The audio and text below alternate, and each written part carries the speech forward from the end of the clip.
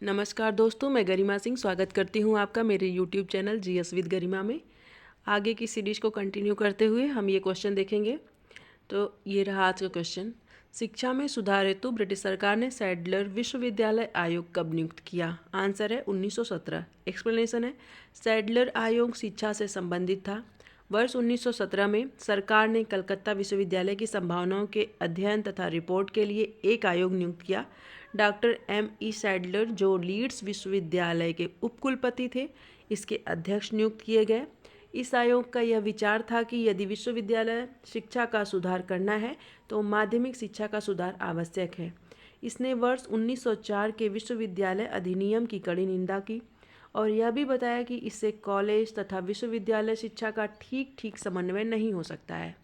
Next है, home rule आंदोलन भारत के स्वतंत्रता संग्राम के एक नए चरण के आरंभ का द्योतक था, क्योंकि इसने देश के सामने स्वशासन की एक ठोस योजना रखी। एक्सप्लेनेशन है, होम रूल आंदोलन के दोनों नेताओं तिलक एवं एनी बेसेंट की निगाह में स्वराज का अर्थ लगभग एक जैसा ही था। ब्रिटिश साम्राज्य के अंतर्गत स्थानीय, प्रांतीय एवं केंद्रीय स्तर पर उत्तरदायी शासन एवं प्रशासन की अधिकाधिक व्यवस्था की जाए, जैसे गोरों द्वारा शासित डोमिनियन दर्जा प्राप्त अन्य ब्रिटिश उपनिवेशों में थी, यथा कनाडा एवं ऑस्ट्रेलिया में। नेक्स्ट देखते हैं, बंगाल विभाजन के प्रत्याघात के रूप में कौन सा आंदोलन शुरू हुआ था? आंसर है स्वदेशी आंदोलन। एक्सप्लेनेशन है, कर्जन ने 20 जुलाई 1905 को बंगाल विभाजन का निर्णय लिया। इसके विरोध में राष्ट्रवादियों द्वारा आंदोलन की शुरुआत 7 अगस्त 1905 को हुई। कलकत्ता के टाउन हॉल में कृष्ण कुमार मित्र और सुरेंद्र नाथ बनर्जी की अध्यक्षता में एक बैठक हुई, जहां स्वदेशी आंदोलन प्रारंभ करने और विदेशी वस्तुओं के बहिष्कार का निर्णय लिया गया।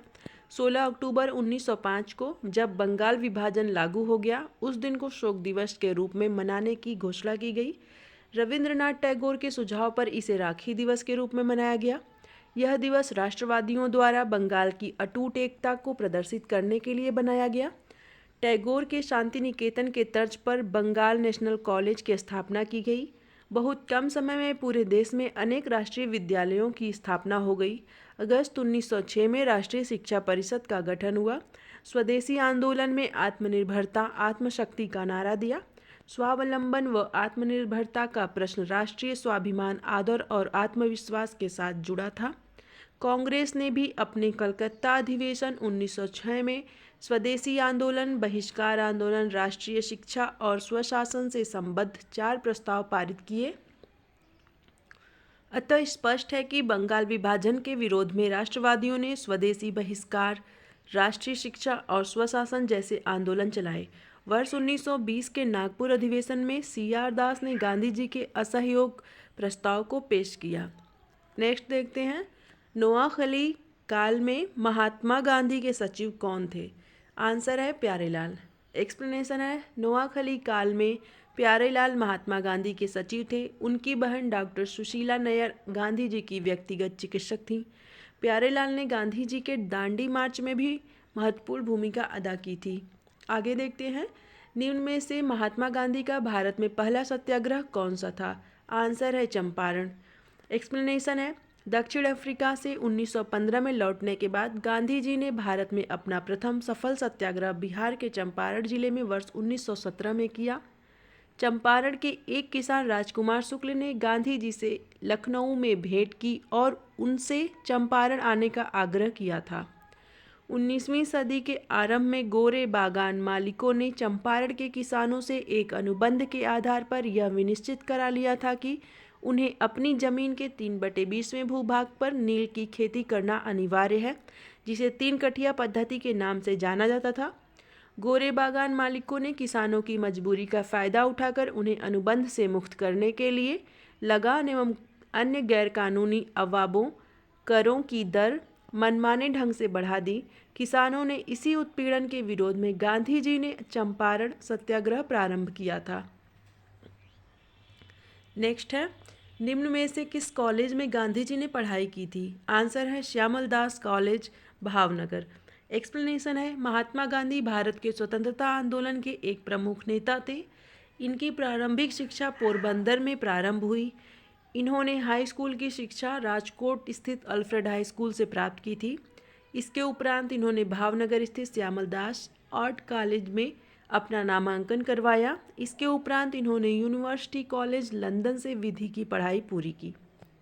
नेक्स्ट है, निम्न में से कौन सा भारत में गांधी जी का प्रथम सत्याग्रह आंदोलन था जिसमें उन्होंने सविनय अवज्ञा का प्रयोग किया? आंसर है चंपारण। चंपारण आंदोलन 1917 भारत में गांधी जी का प्रथम सत्याग्रह आंदोलन था जिसमें उन्होंने सविनय अवज्ञा का प्रयोग किया था। नेक्स्ट है, किसने यूरोपियन नील बागान मालिकों द्वारा किसानों के शोषण की तरफ गांधी जी का ध्यान आकर्षित किया? आंसर है रामचंद्र शुक्ल। आंसर है राम कुमार शुक्ल। इसका एक्सप्लेनेशन देखते हैं। राम कुमार शुक्ल ने यूरोपियन नील बागान मालिकों द्वारा किसानों के शोषण की तरफ गांधी जी का ध्यान आकर्षित किया। शुक्ल ने वर्ष 1916 में लखनऊ कांग्रेस अधिवेशन के दौरान गांधी जी से भेंट कर उन्हें चंपारण के किसानों के शोषण की कहानी सुनाई एवं गांधी जी को चंपारण आने के लिए आमंत्रित किया। नेक्स्ट है, चंपारण में इंडिगो के किसानों की दशा की ओर गांधी जी का ध्यान किसने आकर्षित किया? आंसर है राजकुमार शुक्ल ने। नेक्स्ट है, गांधी जी द्वारा भारत में पहली बार सत्याग्रह आंदोलन बिहार में कहाँ प्रारंभ किया गया? आंसर है चंपारण। इसका हो चुका है पहले ही एक्सप्लेनेशन कई बार, तो आप लोगों को इतना ज़रूरत नहीं है, हाँ, लेकिन एक बार अच्छे से देख लीजिएगा। नेक्स्ट है, बिहार के कौन से स्थान में गांधी जी ने अपना प्रथम सत्याग्रह किया था? आंसर है चंपारण।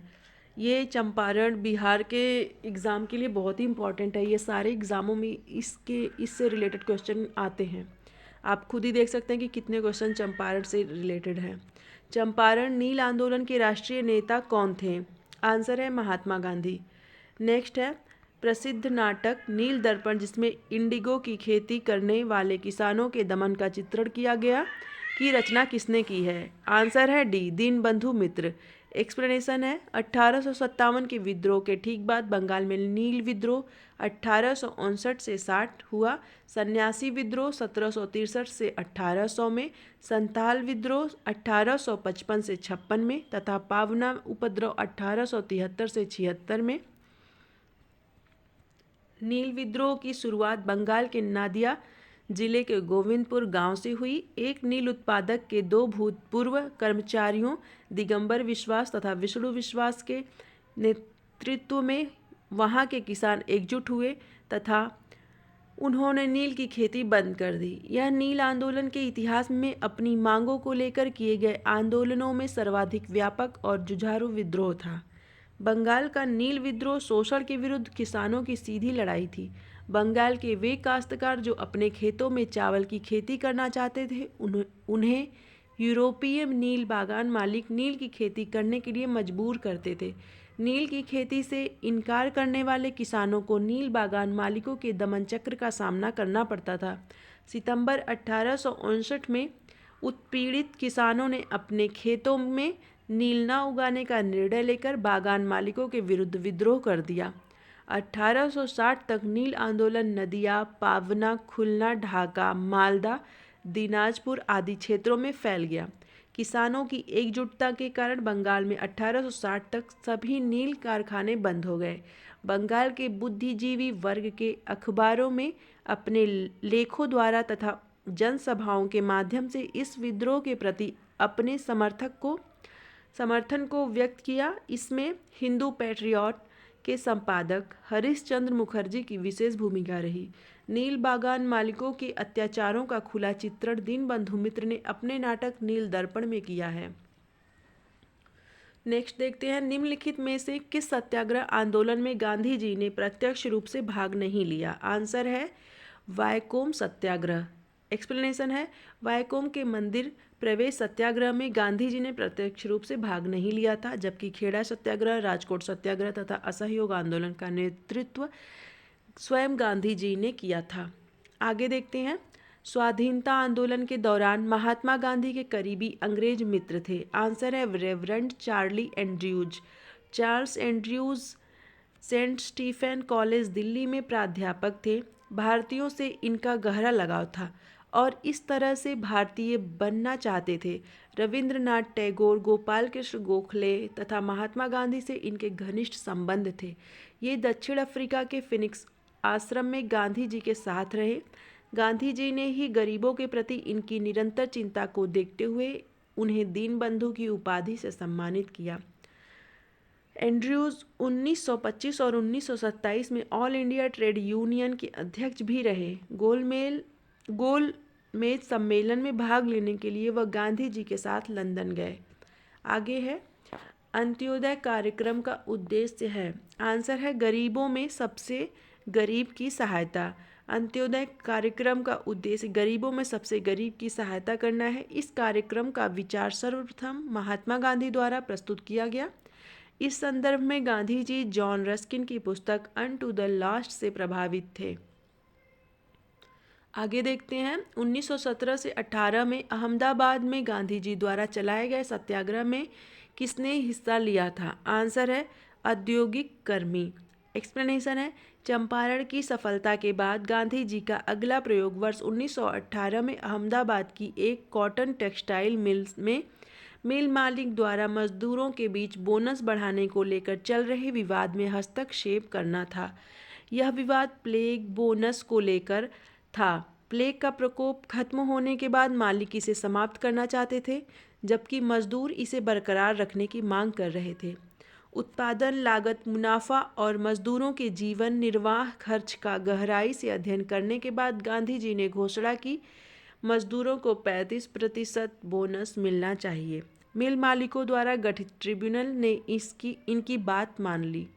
आगे देखते हैं, निम्न उद्योगपतियों से कौन से व्यक्ति लंबे समय तक AICC के खजांची रहे तथा सन 1930 में जेल भी गए? आंसर है जमनालाल बजाज। एक्सप्लेनेशन है, सेठ जमनालाल बजाज गांधी जी के निकट सहयोगियों में से थे। वे भारतीय राष्ट्रीय कांग्रेस के कोषाध्यक्ष थे। वह वर्ष 1930 में जेल गए। वह ब्रिटिश सरकार द्वारा राय बहादुर की पदवी त्याग कर वर्ष 1921 में असहयोग आंदोलन में भाग लिए। आगे देखते हैं, महात्मा गांधी ने सर्वप्रथम किस किसान आंदोलन में भाग लिया? आंसर है चंपारण। आगे देखते हैं, गांधी जी का चंपारण सत्याग्रह किससे जुड़ा था? आंसर है तिनकठिया से। गांधी जी का चंपारण सत्याग्रह 1917 तिनकठिया से जुड़ा था। 19वीं सदी के आरंभ में चंपारण में गोरे बागान मालिकों ने किसानों से एक अनुबंध करा लिया, जिसके तहत किसानों को अपनी जमीन के 3/20वें हिस्से में नील की खेती करना अनिवार्य था। इसे तिनकठिया पद्धति कहते हैं। अगर ये वीडियो दोस्तों आपको इन्फॉर्मेटिव लगे तो आप मेरे चैनल को सब्सक्राइब करें, शेयर करें, लाइक करें। Thank you.